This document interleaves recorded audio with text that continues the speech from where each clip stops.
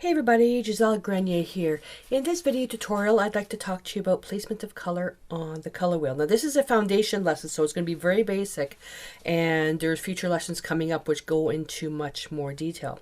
Now when we were in primary school, we all learned that, primary colors, there's red, blue, and yellow. And if you take red and yellow, you make orange. And then if you take red and blue, you make violet. And blue and yellow, you make green. Okay, then if you take, red and orange, you get red, orange, and so on and so forth. Anyways, it's much more detailed. It's much more complicated now if you're really getting into fine art painting or mixed media where you really need to place importance on color. Or if your paintings are looking pretty flat with no value, you need to learn more about the actual properties of color.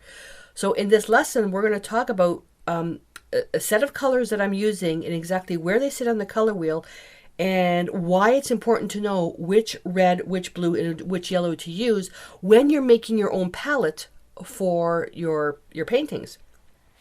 So if we start off with red and we take red, okay, what's red? Red's a color that's a primary color along with blue and yellow. They cannot be made with other colors. Taking two primary colors, mixing them together makes a secondary color. And then taking a primary and a secondary, you get a tertiary color. So if we were to say, let's take red and yellow to make orange, will we get a pure orange? No. Anytime you mix two colors together, the color isn't as pure as its parent color. Okay? So if we take red and yellow to make orange, well, there's a ton of different reds and there's a ton of different yellows. That means we're going to get a ton of different oranges. Are all the oranges going to look nice? No, because, depending, if you took a red that leaned more on this side of the color wheel, your orange is going to be muddy. Okay, and we're going to get to all these exercises. What I want you to get from this right now is a benchmark. Take a piece of paper and draw out a color wheel and mark it the way I've done here. Okay, so red, red, orange, orange, yellow, yellow, green, green, blue, blue, violet, violet, and red, violet. I want you to mark it like that. Then what I want you to do is I want you to look at all the colors you have and just take the colors that you think belong on the color wheel. So don't put like 5 different reds. Just pick one red that you think is red, put it here. And then also mark the brand and the actual color name so you can reference that later on. And then take something that looks like a red orange, and something that looks like an orange, and a yellow orange, and a yellow, and so on and so forth, and place it on the color wheel. And then mark that with the date and time, and that it's your benchmark color wheel. The goal is basically for you to use a minimal palette that gives you the most flexibility. Now the colors that I've got here, that I'm going to show you how I'm going to make mine, I've got them all here. I'm going to bring them out and talk to you about why it's important to use colors with labeling information. So I'm going to bring these out, and just to let you know, I do not use all these colors at once in a painting. These are basically colors that I have. This is my full extended palette, and then what I do from here is I create limited palette. I have a palette for painting animals. I have a palette for painting people. I have a palette for landscapes. So, but I don't go outside these colors unless absolutely necessary. So we start off, these are Deco Art Traditions. These are the professional paints that I use. And also there's the Deco Art Media Fluid Acrylic. So these are for the mixed media, and these are for the actual more fine art painting studies that I do. They both have product information and labeling information on the back, showing you the pigment number, light fast, and opacity. So we'll go here. We'll start off with the neutrals, because the neutrals I'm not including in this particular lesson. So you have carbon black, titanium white, raw umber, burnt umber, transparent red iron oxide, burnt sienna, quinacridone burnt orange, raw sienna, transparent yellow iron oxide, yellow oxide. And then the colors I'm going to be using in this lesson, we'll start off this way. Sorry, sap green I'm not including. Phthalo green yellow, phthalo green blue, phthalo blue, cerulean blue, not including it in this particular lesson. Ultramarine blue, quinacridone violet, alizarin crimson permanent alizarin crimson, naphthol red light, Paranone orange, Hansa yellow medium, and Hansa yellow light. So those are the colors that basically I have in my full extended palette. And when I say a full extended palette, meaning I only need to ever use these paints. I don't need to add additional colors because everything that I need to paint with my painting style are included in this palette. So cerulean blue, I would pull that out if I'm painting a seascape. Sap green, I'd pull that out if I'm working on a portrait, you know, for something. So you can choose your own custom palette based on how you read color. I know I'm talking fast. I want to get through this quickly so you can get to doing the assignment. So you're going to have your paper, you're going to have your color wheel marked out, and I want you to go through your colors, and I want you basically to pick a palette like I have and place your colors on here. So if we start off with red, and when I look at my paints, I'll say, okay, well, Naphthol red. I'll look at here, and I'll see the pigment number, PR 170. PR means pigment red. It's semi-transparent. It's light fast. The hue where it sits on a color wheel, the value, and the saturation. We're going to get through all that at a later time. When I look at red, when I think of red, I think of Naphthol red, which is a pretty neutral red. And how to test something where it sits on the color wheel. So if I had this red and I didn't know anything about it, what I would do is I would just add a little bit of white on the side, and I would say to myself, okay, red, do you look like you have more violet in you, or do you look like you have more orange in you? And that will tell you where it sits on the color wheel. So reading color based on what you see in front of you, based on your paint, is the key.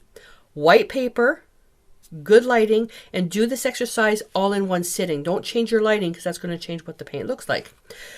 Pre-mixed color charts, even, you know, if you have, you know, a product labels like this is what the color looks like. This is printed out of a, you know, on a printing press, and that's not what the color looks like. What the color looks like is what's in front of you. All right. So I've got that red down.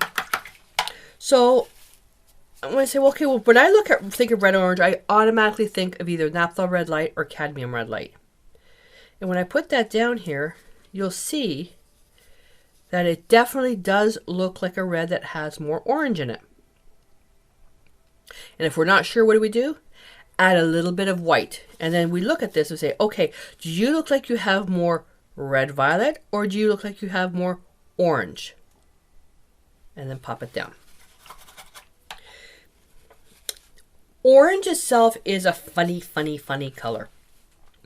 I haven't been able to actually color mix an orange using a red or a yellow that looks clean. It always tends to look kind of muddy. It's not pure. I like using Paranone orange because it's a nice clean orange. Some of you may see something like pumpkin orange or vermilion. It's up to you what you want to use. I don't use a lot of orange, which is why I don't put a lot of emphasis on it. But when it comes to painting fall scenes, you know, orange is a pretty important color. And when we actually get to analyzing individual colors in future lessons, we'll be able to really tackle this color with mixing versus using it pure. The yellow, okay, this is where it's going to get kind of funny. So you can tell here that this yellow is a darker yellow than this. This is Hansa Yellow Medium. This is Hansa Yellow Light. Hansa Yellow Medium is a yellow that leans towards orange. Hansa Yellow Light is a yellow that leans towards green. I don't have a pure yellow in my palette because I ran out. I would put here just Hansa Yellow. There is a Hansa Yellow, Hansa Yellow Medium, and Hansa Yellow Light. But it's not a pure yellow-green, the Hansa Yellow Light. Hansa Yellow Light kind of sits right about here. A yellow-green you could call lemon yellow. It's a yellow that has a lot more visible green in it. This does have green in it, especially when you turn around and take Hansa Yellow Medium, and I'm going to put that right about here. You can tell the difference. Okay, again, if you're not sure, add a little bit of white, then ask yourself for the yellow, Do you look like you have more orange or do you look like you have more green? If you're not sure, if it doesn't look like anything, just put it right in the middle. If you can't visibly see it, just put it in the middle and then we can analyze it later. So let's go back up to the top. Now we get into the violets. So I've got two reds out here and I want to talk about this. Permanent alizarin crimson is a mix of colors. If you use pure alizarin crimson, that color fades quickly over time. So good paint manufacturers have come up with their own formulas to make a color as close as possible to the original. So that's why when you see something like permanent alizarin crimson or alizarin crimson permanent, that's where you know it's an actual mix, or alizarin crimson hue. Okay, the colors that I have out here, I've got Quinacridone burnt orange out here because you can take Quinacridone burnt orange and you can make an alizarin crimson. I have that out because in the fluid acrylics, the Decor Media fluid acrylics, they discontinued. They discontinued some colors, so I bring this out to do some color mixing examples. Although I don't use this in any regular paintings, is used to make another color for another line. Hope that makes sense. So when we go to a red violet, I'm going to look at the permanent alizarin crimson and I'm going to put that right about here. So when thinking what looks like a red violet, you take the color, you add a bit of white, and you say, okay, red violet, do you look like you go towards blue or do you look like you go towards orange? And I'm going to do an example with this one because this is such a vibrant color. Look at that. Holy smokes. So that definitely looks like it has more blue. To further test that, if we were to take Naphthol Red Light and add a bit of white to that, look at that. So that really gives you a good idea on how to read color. Does this have more blue or more orange? Well, that's obviously more orange. And does this have more blue or more orange? Obviously more blue. So that's going to give you an idea of where to place it on the color wheel. If you were to turn around and take a color, again, as a reminder, and it still doesn't become clear where it leans on the color wheel, just put it on the primary spot. Okay.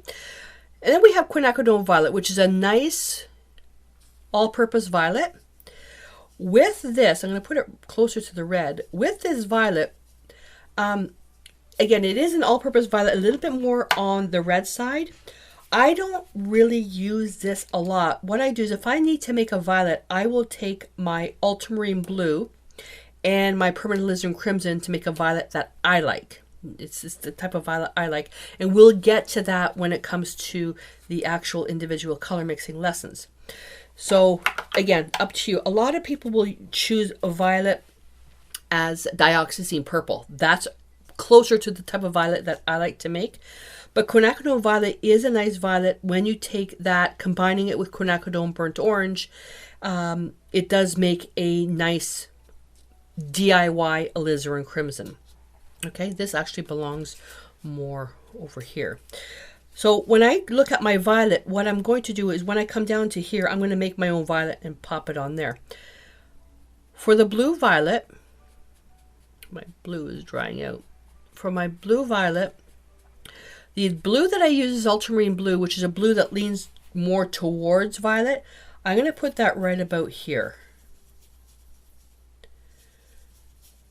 Okay. And then what I'm going to do is I'm going to take my blue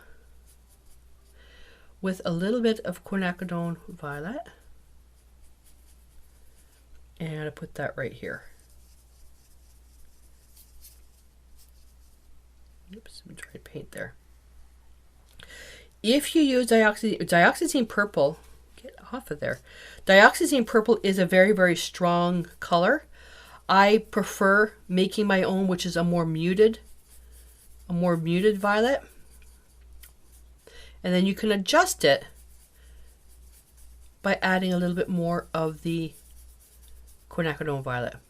You can also do the same I'm getting a bit off track here. You can also do the same by taking ultramarine blue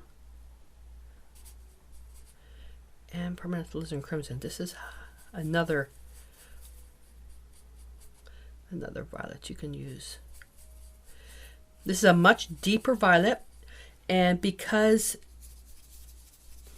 alizarin crimson is so intense, it's much stronger. But look at how it's muted.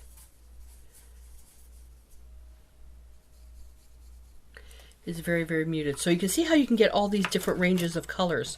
So take what you have, pop it on there, and then you'll be able to further explore it down the road. For a blue-green, that's an easy one, phthalo blue. Phthalo blue is a blue that leans towards green. Easy, and it's super intense. That color will last you a very, very long time. Again, add white to see, where it leans. Green, I've got two greens. I've got phthalo green blue and phthalo green yellow. Now, the phthalo green blue is going to go right about here, and I'll use phthalo green blue for landscapes and phthalo green yellow for portraits. That's why I have both. I rarely use both in a single painting. Along with these colors, so if, I wouldn't necessarily use naphthol red and naphthol red light in a single painting. I may have, in my regular palette, I will likely have a certain set of colors if I'm painting landscapes, and a certain set of colors if I'm painting portraits. If I'm painting a seascape, I'll have probably my phthalo blue, and I'll be maybe in the cerulean blue, because cerulean, you can make cerulean with phthalo blue and white. If I'm painting flowers, you can look at having all these colors, but I keep it limited. I really keep it limited.